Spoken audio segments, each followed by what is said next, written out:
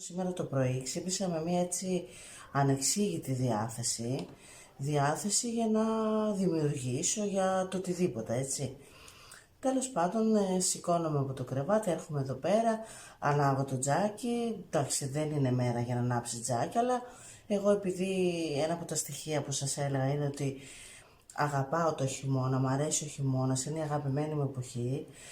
Φροντίζω να χαίρομαι να μην χάνω κάθε λεπτό της και όσο μπορώ να αξιοποιώ τα λεπτά του χειμώνα με διάφορα έτσι τέτοια ζεστά πράγματα.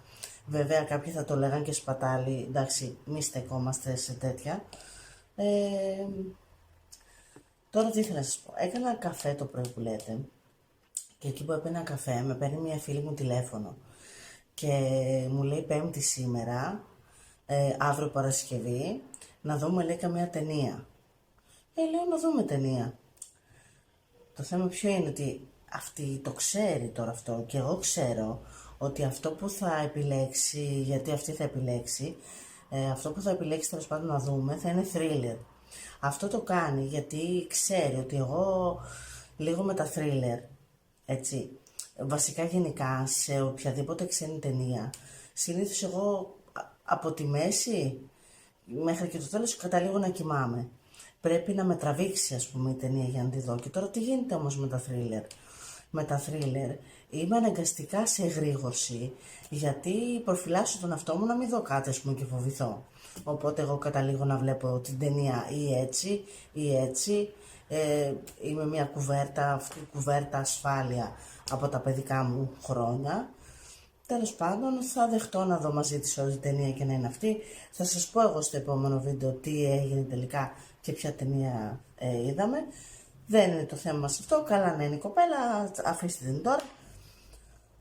Επίσης είχα και μία να το πω σαν γλυκιά παρατήρηση, ότι δεν λέγεται εγγραφή όπως το λέω εγώ, λέγεται εγγραφή.